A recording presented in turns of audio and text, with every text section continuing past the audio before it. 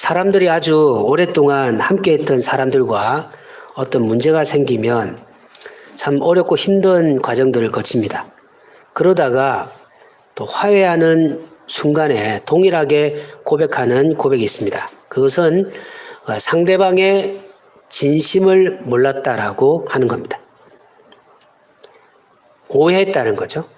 오해라고 하는 것은 상대방이 원래 가지고 있는 마음을 잘 해석하지 못할 때 오해라고 하는 단어가 생깁니다.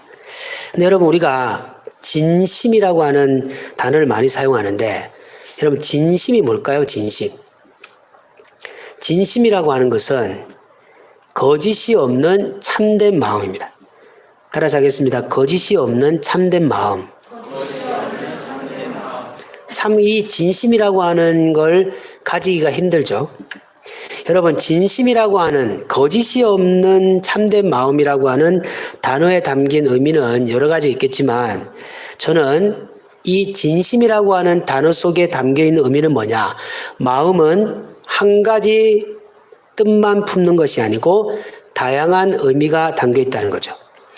마음이라고 하는 거는 우리가 이걸 심장이라고 말하고 또 하트라고 말하고 뭐 여러 가지 설명할 수 있는데, 마음이라고 하는 단어는 동일하게 마음이라고 하는데, 그런데 마음을 살펴보니까 마음은 한 가지가 아니고요, 분노의 마음, 욕심의 마음, 사랑의 마음, 소망의 마음, 은혜의 마음, 용서의 마음. 마음이라고 하는 이 단어 앞에 단어들이 이제 추가돼 가지고 마음이 자꾸만 바뀌어 나간다는 거죠. 그래서 여러분, 우리가 인생을 살아가면서 성경에서는 제일 강조하는 게 뭐냐면 마음을 지키라라고 하는 겁니다. 마음을 빼앗겨버리면 그때부터 진실함은 사라져버리는 겁니다. 사랑하는 가족 여러분들, 우리가 가족들과 친구들과 이웃들과 또 교인들과 함께 있을 때 진실함을 잊지 마시기 바랍니다. 진실함. 많은 선물을 주지 못해도, 크나큰 것들을 도와주지 못해도 진실한 마음은 잊지 않겠다고 하는 생각을 가져야 된다는 거죠. 왜냐하면 진실한 마음이 상한 마음을 치료할 수 있는 겁니다. 아멘. 여러분, 진실한 마음만이 거짓이 없는 참된 마음으로 위로할 때, 거짓이 없는 참된 마음으로 사랑을 표현할 때 상하고 지친 사람들이 위로를 받는다는 거죠. 신앙생활도 마찬가지입니다, 여러분. 믿는 사람들은 다 하나님을 믿는다고 합니다. 우리 한번 해볼까요? 하나님을 믿습니다. 믿는다고 하는 것은 여러분, 영어 단어, 일본어 같이 단어를 표현하는 소리는 다를지 몰라도 믿는다라고 하는 것은 대상을 믿는 거잖아요. 그래서 여러분들, 사람들은 믿는다라고 할 때 모든 사람들을 다 동일시합니다. 그러나 하나님은 사람과 다르게, 사람은 제가 믿습니다 이렇게 말하며 저 사람은 하나님을 믿는구나라고만 이해할 수 있다는 거죠. 왜? 하나님 우리에게 사람의 깊은 내면을 볼 능력을 주지 않았다는 거죠. 그것만 줬으면 좋겠는데. 근데 사람에게는 그 사람이 고백할 때 그 사람의 고백이 진실한지 거짓인지를 확인할 능력을 주지 않았다는 거죠. 그러나 여러분, 우리는 어떤 존재입니까? 우리는 코람데오의 정신을 가진 사람 아닙니까? 우리는 하나님 앞에 살아가는 사람이니까 내가 하나님을 믿습니다 할 때 하나님은 뭘 보신다고요? 그 믿음의 깊이와 넓이를 판단하신다는 거죠. 아무리 사람들에게 믿음이 좋다라고 하는 평가를 받는다 할지언정 하나님이 보실 때 깊이가 깊지 못하고 넓이가 넓지 못하면 그 사람의 믿음은 거짓된 거란 거죠. 왜냐하면 하나님은 우리와 전혀 다른 능력을 가진 분이기 때문입니다. 그러므로 여러분, 우리가 습관적으로 믿는다라고 고백할 때 두려워하셔야 됩니다. 왜냐하면 믿는다고 할 때 하나님은 그 믿음이 진실한지를 보고 계시다는 것이죠. 그러면 여러분 우리가 하나님 앞에 진짜 하나님 기뻐하시는 진심이 담긴 믿음을 갖기 위해서는 어떠한 첫 번째 출발을 해야 될까요? 그것은 바로 하나님을 정확하게 아는 겁니다. 믿음이라고 하는 것은 대상을 정확하게 믿는 것이죠. 그러므로 여러분들 우리가 오늘 본문을 통해서 하나님이 어떤 분이신가를 먼저 배우고 그 다음에 우리의 진실한 믿음을 가지도록 최선을 다해서 믿음 생활하는 은혜가 있기를 간절히 소망합니다. 본문은 예수님께서 수많은 사람들 중에 소수의 제자들을 불러 하나님의 뜻을 전하는 장면이 누가복음 12장에 나옵니다. 여기서 여러분 우리가 살펴볼 것은 가장 중요한 관점은 뭐냐면 예수님은 하나님 말씀을 전할 때 철저하게 대상을 구별한다는 거죠. 자, 우리 한번 1절을 크게 읽겠습니다. 시작. 그동안 무리 수만 명이 모여 서로 밟힐 만큼 되었더니 예수께서 먼저 제자들에게 말씀하여 이르시되 바리새인들의 누룩 곧 외식을 주의하라. 아멘. 여러분 사람들은 이 수만 명이 있을 때, 이 수만 명의 어떠한 목적으로 예수님께 왔는지를 구별할 수가 없습니다. 이 제자들이 할 수 있는 게 아니에요. 그러나 예수님은 누구시라고요? 하나님의 아들이시니까 이 수만 명, 그 당시에 여러분 수만 명이라는 건 엄청나게 많은 숫자거든요. 이 예수님이 막 기적을 행하니까 예수님에게 막 찾아오는 사람이 수만 명이었는데 예수님은 불 것 같은 눈으로 딱 보니까 세상에 요 수만 명 중에서 한 무리는 예수님을 지도자로 모셔서 로마를 멸망시키는데 강력한 지도자로 삼고 싶다라고 하는 목적을 가지고 예수님을 따르는 무리가 하나가 있었고, 두 번째 무리는 병이 있으니까 예수님께 병을 치료받고 싶은 마음으로 예수님을 따르는 무리들이 있었고, 또 한 무리는 배가 고프거나 물질이 없어서 저 예수를 따르면 하루에 한 끼, 두 끼 아니면 돈을 벌 수 있겠다고 생각해서 그들을 예수님을 따르는 무리들이 있었고, 또 다른 무리가 뭐냐면 바로 그래도 예수님이 어떤 분인가 하나님의 뜻이 무엇인가를 알려고 하는 무리들이 있었다는 거죠. 사람은 그 수만 명의 사람들을 구별하지 못해도 하늘과 땅 아래 모든 걸 창조하신 예수님은 자신을 찾아온 사람들의 목적과 의미를 구별하신다는 거죠. 그래서 여러분 여기 보면요, 철저하게 예수님이 하나님 나라를 전할 때는 무리에게 전한 것이 아니고 제자에게 전했다. 여기 보면 무리들 중에서 제자들에게 말씀하셨다 이렇게 얘기합니다. 예수님은 무리와 제자를 완전히 구별해서 제자들에게 하나님의 깊은 복음의 메시지를 전했다는 겁니다. 이것이 제자만이 가지고 있는 하나님의 축복임을 믿으시기 바랍니다. 여러분 믿는 사람들이 여러분 교회에 오는 것이 여러분 당연한 걸로 우리가 여기고 살았잖아요. 근데 지난 1년 동안 보면서 이 보이지 않는 그 바이러스 때문에 예배를 드리지 못한 일이 생긴다는 걸 우리 1년 동안 뼈저리 느꼈다는 거죠. 아, 이게 환경 때문에 교회를 올 수 없다는 것이 가능하구나를 느꼈다는 겁니다. 그러면서 우리 안에 살아나는 감정이 뭐냐면, 아, 우리가 누리고 있는 이 당연한 것이 얼마나 소중한지를 1년 동안 느꼈던 시간이 바로 이 1년의 시간이라는 거죠. 사랑하는 가족 여러분들, 예배와 말씀을 듣는 것은 우리가 선택하는 것이 아니고 하나님이 우리에게 주신 축복의 선물임을 믿으시기 바랍니다. 이거 있어야 된다는 거죠. 그러면 여러분들 더 깊이 생각해 본다면 무리와 제자 중에서 예수님이 제자들에게 말씀을 하셨다고 한다면, 그러면 여러분 우리가 우리에게 질문할 때 그럼 나는 무리인가 제자인가? 지금 여기서 이렇게 구별하시면 안 됩니다. 교회 밖에 있는 사람, 교회 안에 있는 사람 하면 우리 성도님들 다 제자들이에요. 그렇죠? 왜냐하면 일요일 교회 오시잖아요. 그런데 예수님은 그렇게 보는 게 아니란 말이죠. 예수님은 세상 밖에 있는 사람, 교회 다니는 사람을 구별하시고 그 다음에 교회 안에서도 무리와 제자를 구별하신다는 거죠. 그러면 여러분 무리와 제자의 다른 점이 뭡니까? 무리는 자신의 욕망에 욕망을 따라서 예수를 따라온 사람들이고, 제자는 뭡니까? 스승의 가르침을 인정하고 스승의 길을 따라가는 사람을 제자라고 하는 겁니다. 그러면 지금 여기 이 자리에 있는 우리 사랑하는 성도님들이 자신이 물인가 제자인가를 구별하시는 방법이 뭐냐? 여러분들이 일주일 동안, 한 달 동안, 아니 지금까지 예수님이 가신 그 스승이신 예수님이 가신 그 길을 한 발짝 실패하고 힘들어도 그 길을 가셨던 분이라면 여러분은 제자입니다. 그러나 토요일 저녁까지는 아무런 생각 없이 여러분의 힘으로 살다가 주일날 와서 그냥 예배 자리에 앉았다면 여러분은 무리라는 거죠. 무리. 오늘 이 말씀은 제자에게 주시는 말씀이라는 거죠. 사랑하는 가족 여러분들, 저는 우리 사랑하는 성도님들이 다 제자가 되길 바랍니다. 제자만이 하나님 말씀을 들을 수 있다는 거죠.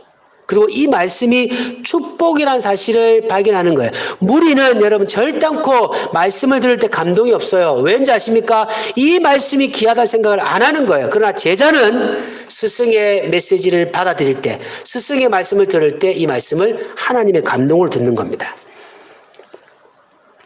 오늘 우리는 이 말씀 속에서 오늘 세 가지 하나님이 어떤 분이신가를 배움을 통해서 진실함을 가지고 제자의 삶을 살아가시기를 간절히 소망합니다. 첫 번째, 하나님은 생명의 주권자이십니다. 따라서 하겠습니다. 하나님은 생명의 주권자이십니다. 자, 4절 5절 읽어보겠습니다. 내가 내 친구 너희에게 말하노니 몸을 죽이고 그 위에 능히 더 못하는 자들을 두려워하지 말라. 마땅히 두려워할 자를 내가 너에게 보이리니 곧 죽임 후에 또한 지옥에 던는 권세 있는 그를 두려워하라. 내가 참으로 너에게 이르노니 그를 두려워하라. 하나님이 어떤 분인가를 설명하는 설명이 많잖아요. 하나님은 사랑이다. 하나님은 능력이다. 하나님은 창조주시다. 하나님은 무엇이다 말씀하시는데 그 중에서 하나님이 어떤 분인가를 설명하는 단어가 있는데 그 단어가 뭐냐면 알파와 오메가입니다. 하나님은 알파이시며 오메가이십니다. 이렇게. 멋있죠, 여러분들? 기도하실 때 꼭 한번 해보세요. 하나님은 알파이시며 오메가이십니다. 이렇게. 알파와 오메가라는 말은 무슨 말입니까? 알파는 처음이라는 뜻입니다. 오메가는 끝이라는 생각입니다. 그러니까 다시 말하면 하나님은 알파이시며 오메가이십니다라는 말은 뭐냐면 하나님이 생명의 시작이시며 끝이라는 겁니다. 여러분, 우리가 진심으로 하나님을 섬길 수 있는 첫 번째 지혜는 무엇이냐면 생명이 하나님께부터 와서 하나님께로 간다는 생명 시작과 끝의 주권자이심을 인정할 때 그때 우리의 믿음이 진실한 믿음이 될 수 있다는 거죠. 일반 사람들은 여러분 이 땅에 태어나는 것을 시작으로 보고 죽음을 끝이라고 말하는 거죠. 그래서 여러분들 어떻게 말합니까? 몇 살 살았는가? 인생이 몇 살 동안, 몇 년 동안 지속했는지를 생명의 시간으로 보는데 성경은 우리의 생명과 시작을 시간의 관점으로 보는 것이 아니고 하나님과의 관계로 본다는 겁니다. 다시 말하면 여러분이 지금 이 1월달 이제 지금 넷째 주인데 지금까지 여러분이 살아왔잖아요. 목사님, 저는 살아왔는데요. 맞습니다. 여러분 살아왔습니다. 그러나 성경은 여러분이 살아왔지만 지금 1월달 넷째 주까지 여러분이 하나님과 영적 교제가 없었다면 여러분의 영혼은 이미 죽은 상태라고 말하는 겁니다. 완전히 개념 자체가 다르죠. 진심으로 하나님을 섬길 수 있는 사람은 어떤 사람이냐면 하나님과의 영적 교제를 생명의 지속성과 생명의 역사라는 사실을 믿음으로 고백하고 하나님이 내 인생의 생명의 시작이고 하나님이 내 생명의 끝이라고 믿는 사람이 바로 하나님을 진실하게 믿는 사람이라는 겁니다. 그러므로 여러분은 하나님께부터 와서 지금 하나님께로 돌아가는 과정입니다. 사랑하는 가족 여러분들, 치열한 삶의 현장에 하나님이 복이 함께 하시길 바랍니다. 여러분이 열심히 살아가는 삶에 정말 축복이 있길 바랍니다. 막힘이 뚫어지고 하나님의 영광이 나타나기 원합니다. 그러나 기억하십시오. 생명의 주님을 잊지 마시기 바랍니다. 왜냐하면 그것이 우리 사랑하는 성도님들이 진실함을 가진 믿음을 가질 첫 번째 모습이라는 거죠. 두 번째 우리가 가져야 될 지식은 뭐냐? 하나님은 우리에게 관심을 가지시는 분이십니다. 6절 7절 읽어보겠습니다. 참새 5마리가 두 아사리온에 팔리는 것이 아니냐. 그러나 하나님 앞에는 그 하나도 잃어버리시는 바 되지 아니하는다. 너에게는 심지도 머리끝까지 다 세신 바 되었나니 두려워하지 말라. 너희는 많은 참새보다 더 귀하니. 요즘 많은 사람들이 깊은 절망과 우울증의 경험을 하고 있답니다. 코로나 블루이라고 코로나 블루에서 지금은 코로나 레드라고 하는 정도까지 사람들이 막 짜증을 내고요, 막 분노가 일어나고요, 그리고 폭력적이고요, 사람이 절망하고요, 그렇게 살아가고 있다는 거죠. 하지만 여러분, 우리는 믿는 사람이잖아요. 우리가 손에 무엇이 잡히지 않기 때문에 우울과 슬픔을 경험한다면 우리는 그리스도인이 아니죠. 왜냐하면 우리는 영원히 함께 하시는 하나님이 계시는 존재라는 겁니다. 예수님은 제자들에게 이 사실을 가르쳐 주고 싶은 겁니다. 진심으로 하나님을 믿는 사람은 하나님이 계심과 그가 상 주시는 자임을 믿어야 할지니라. 사랑하는 우리 성도 여러분들, 홀로라고 생각하지 마시기 바랍니다. 가족이 내 마음을 모른다고 슬퍼하지 마십시오. 친구, 이웃, 동료, 사랑하는 성도들이 내 마음을 모른다고 슬퍼하지 마십시오. 여러분을 창조하시고 여러분에게 예수 그리스도의 생명을 주시고 지금까지 한 번도 여러분의 손을 놓지 않으시는 창조주 하나님이 나와 함께 하신다. 이 믿음을 가지고 이 절망의 시간들을 거치시기 바랍니다. 참새와 머리털 비유가 무엇입니까? 참새 여러분들, 참새가 그냥 팔리는 게 아니다. 하나님이 허락하셔야 팔린다. 그리고 하나님은 우리의 이 많은 머리털 하나하나까지 세신다. 말은 뭐냐면 세밀하며 관심이라는 관심. 여러분, 어떤 사람들이 사람이나 물건에 관심이 있으면요, 일반 사람들은 아무런 가치 없는 것에 마음을 주거든요. TV에 보면요, 로봇이나 뭐 어떤 인형 같은 거 세상에 그거 하나 얻고 싶어가지고 일본에 가가지고 미국에 가서요 1,000만 원, 2,000만 원씩 해서 그 작은 거 하나 산다는 거예요. 얼마나 바보 같은 짓입니까? 그런데 왜 그렇게 합니까? 그 작은 인형 하나가 그 사람에게는 위로가 된다는 거죠. 여러분, 우리 그리스도인이 이렇게 되면 안 되잖아요. 한 달 수입이 조금 약해지고 아니 우리의 삶의 계획이 좀 안 된다고 해서 절망하고 슬퍼한다면 로봇 인형 하나에 마음을 주고 위로받는 그런 사람과 우리가 비교했을 때 여러분 뭐가 차이가 나는 겁니까? 여러분 기억하십시오. 하나님이 우리를 잊은 적이 없다. 따라서 하겠습니다. 하나님은 나를 사랑하십니다. 네. 하나님은 나를 사랑하신다는 거예요. 한 번도 나를 잊지 않으신다는 거예요. 내 슬픔과 아픔을 하나님은 위로하고 하나님은 내 손을 잡고 있다. 아무도 없는 것처럼 보여도 지금도 보이지 않게 하나님의 강력한 오른손이 나의 손을 붙잡고 있기에 내가 또 아침에 일어나서 하나님의 거룩한 길을 가고 있다라고 하는 이 믿음이 있어야 된다는 거죠. 이 믿음이 여러분의 인생을 바꾼다는 거예요. 그게 진실한 믿음의 역사의 지혜라는 겁니다.